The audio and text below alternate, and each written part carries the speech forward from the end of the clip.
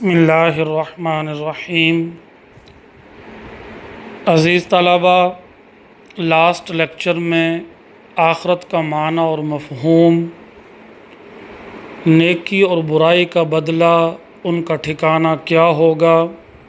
قرآن مجید کی تعلیمات کی روشنی میں آخرت کا بنیادی فلسفہ کل ہم نے ڈسکس کر لیا تھا۔ آج کا لیکچر ہے منکرین آخرت کے شبہات۔ منکرین کا معنی ہے انکار کرنے والے، آخرت کا انکار کرنے والے اور ان کے ذہنوں میں پائے جانے والے شکوک و شبہات۔ اللہ تبارک و تعالی نے سب سے پہلے ان شکوک و شبہات کا ذکر کر دیا جو ایک انسان آخرت کا انکار کر کے سوچتا ہے۔ پھر اللہ تبارک و تعالی نے نہایت عمدہ طریقے سے ان کا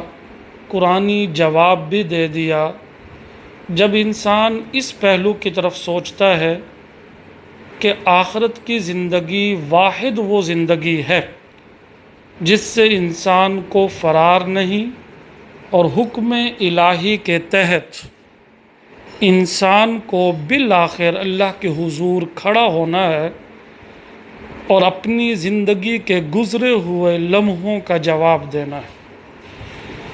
کیونکہ اللہ تبارک و تعالی نے جو سانسیں عطا کی، زندگی کے جو لمحات عطا کیے، جو وقت عطا کیا، جو عمر عطا کی، وہ بیکار نہیں دی۔ اس سلسلے میں جب ہم غور کرتے ہیں تو سب سے پہلے مشرکین کا یہ نظریہ تھا کہ اول تو ہم نے مرنا نہیں، اگر ہم مر جائیں گے تو ہماری ہڈیوں کو کون زندہ کرے گا۔ تو اس سلسلے میں قرآن مجید نے سب سے پہلے ان کے ذہنوں میں پائے جانے والے اشکالات یعنی شکوک و شبہات یا خیالات، ان کا ذکر کیا ہے۔ اللہ تبارک و تعالی نے ارشاد فرمایا وَقَالُوا، اور وہ کہتے ہیں کہ أَإِذَا دَلَلْنَا فِي الْأَرْضِ، جب ہم زمین میں نیست و نابود ہو جائیں گے، أَإِنَّا لَفِي خَلْقٍ جَدِيدٍ، تو کیا پھر کہیں ہم نئے جنم میں آئیں گے؟ پھر ایک دوسری سوچ جو ان کے ذہنوں میں تھی، وہ خیال، وہ فکر جو وہ سوچتے تھے، وہ یہ تھی کہ مَن یحیی العظام وہی رمیم، کون ہڈیوں کو زندہ کرے گا جب وہ بوسیدہ مطلب گل سڑ جائیں گے۔ پھر ایک تیسرا خیال ان کے ذہنوں میں تھا، ان ہی الا حیاتنا الدنیا وما نحن بمبعوثین، ہمارے لیے صرف دنیا ہی کی زندگی ہے اور ہمیں دوبارہ زندہ نہیں ہونا۔ ڈیئر اسٹوڈنٹس، انتہائی معذرت کے ساتھ آج دنیا پرستی میں، دنیا طلبی میں اور دنیا کی چاہت میں اللہ ماشاء اللہ ہم سب مسلمان ایسے گم ہوئے ہیں۔ مادیت پرستی ہم پر اتنی غالب آئی ہے، چھا گئی ہے دل اور دماغ پر، کہ ہم بھی آج ان مشرکین کی طرح کہیں نہ کہیں بے شک ہلکے انداز میں سوچ بیٹھتے ہیں کہ بس دنیا ہی کی زندگی ہے اور ہم نے یہی جینا ہے، مریں گے تو پھر دیکھ لیں گے، کھا لے پی لے موج اڑا لے، 4 دناں دی زندگی پانی کا بلبلا۔ یہ سب جملے ایسے ہیں جو انسان کو آخرت سے غافل کرتے ہیں، جو انسان کو اس کی دی ہوئی زندگی کا احساس ختم کروا کے اس کی زندگی کو بیکار اور فضول بنا دیتے ہیں۔ انسان جس نے بالخصوص مسلمان، اس کا عقیدہ ہے کہ جس نے اللہ کے حضور کھڑے ہو کر اپنی ہر طرح کی نیکی اور برائی کا اسے حساب دینا ہوگا، عنایت والی جگہ لینی ہوگی یا اذیت ناک جگہ اس کا ٹھکانہ بنے گی، تو اسے یہ سوچنا چاہیے کہ وہ اپنی مشرکانہ سوچ کو ختم کر کے مسلمانانہ سوچ اپنا کر آخرت کی زندگی کے متعلق اپنی تیاری مکمل کرتے ہوئے اللہ کے ان احکام کو سامنے رکھتے ہوئے ضرور سوچے کہ میں نے آخرت کی کیا تیاری کی ہے۔ اب اللہ تبارک و تعالی نے ان کے شبہات یعنی مشرکین اور انکار کرنے والوں کے شبہات کو، خیالات کو دور کرتے ہوئے فرمایا کہ ذرا سوچو کہ تم پہلے موجود نہیں تھے، تمہارا وجود تک نہیں تھا، پھر ہم نے تمہیں زندگی دی اور ہم جب چاہیں گے تمہیں موت دیں گے اور تم سب کو اللہ کے حضور لوٹ کر آنا ہی ہوگا۔ تو اس حوالے سے ارشاد فرمایا وَهُوَ الَّذِي، وہی ہے اللہ، يَبْدَأُ الْخَلْقَ، جس نے پہلی بار پیدا کیا، ثُمَّ يُعِيدُهُ، پھر وہ دوبارہ بھی پیدا کرے گا۔ پھر ایک اور مقام پر ارشاد فرمایا قُلْ، فرما دیجئے، يُحْيِيهَا الَّذِي أَنشَأَهَا أَوَّلَ مَرَّةٍ، وہی اللہ ان کو زندہ کرے گا جس نے ان کو پہلی بار پیدا فرمایا۔ پھر کمال کر کے لکھا کنتم امواتن، حالانکہ تم اپنے اس وجود سے پہلے جس میں آج ہم سانسیں لے رہے ہیں، زندہ ہیں، دنیا کو دیکھ رہے ہیں، اس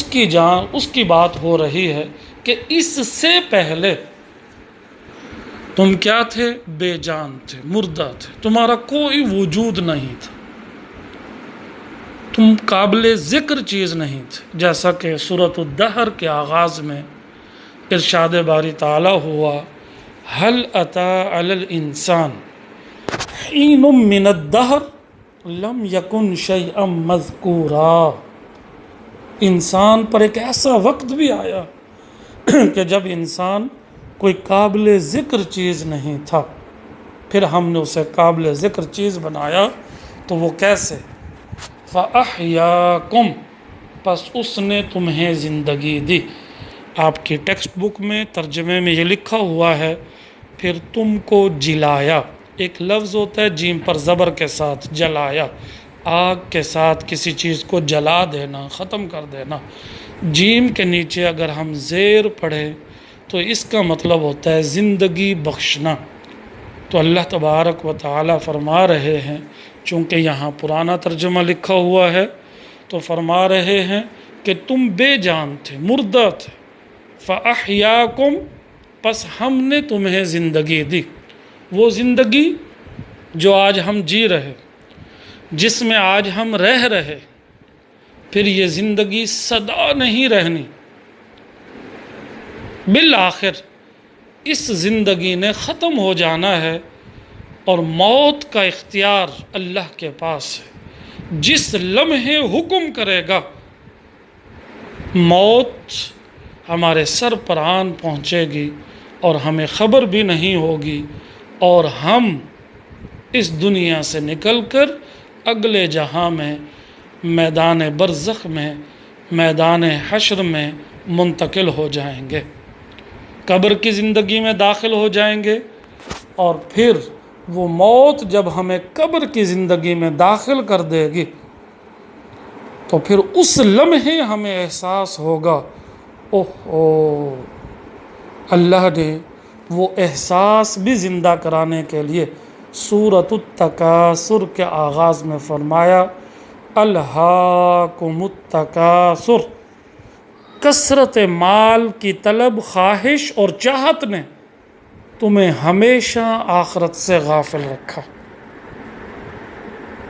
تم کثرت مال میں ایسے گم ہوئے،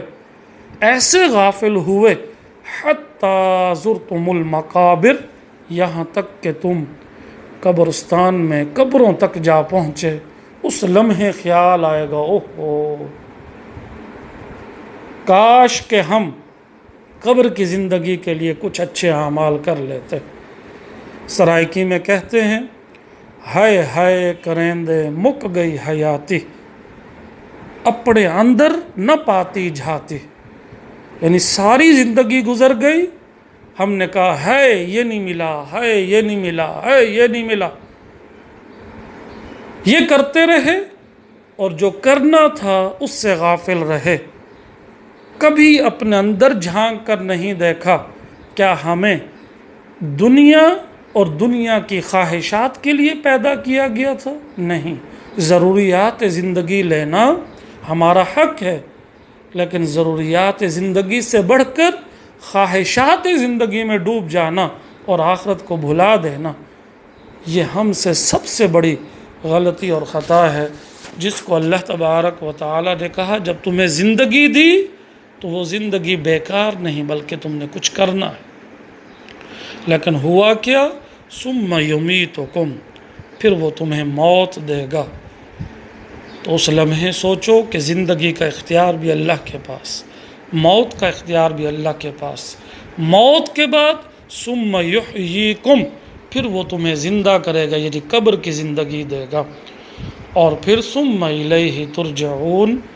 پھر تم اسی کی طرف یعنی میدان حشر کی طرف، میدان برزخ سے نکل کر، یعنی عالم برزخ قبر کی زندگی سے نکل کر میدان عالم حشر میں، عالم قیامت میں ہم لوٹا دیے جائیں گے، جمع کر دیے جائیں گے۔ تو عزیز طلباء، یہ ہماری زندگی کا وہ فلسفہ ہے، وہ خیالات اور اشکالات جو مشرکین کے ذہنوں میں پیدا ہوئے، اللہ نہ کرے نعوذ باللہ من ذالک کہ ہمارے ذہنوں میں بھی ایسے اشکالات ہوں دنیا کی چاہت میں گم ہو کر۔ تو ہمیں یہ سوچنا ہوگا کہ جو ہمیں پہلی بار پیدا کرنے پر قادر ہے وہ ہمیں موت دینے پر بھی قادر ہے اور دوبارہ زندگی دینے پر بھی قدرت رکھتا ہے۔ تو اس لمحے ہم اللہ کے حضور کھڑے ہو کر کیا جواب دیں گے؟ بقیہ حصہ انشاءاللہ نیکسٹ لیکچر میں ڈسکس کریں گے۔ السلام علیکم ورحمۃ اللہ وبرکاتہ۔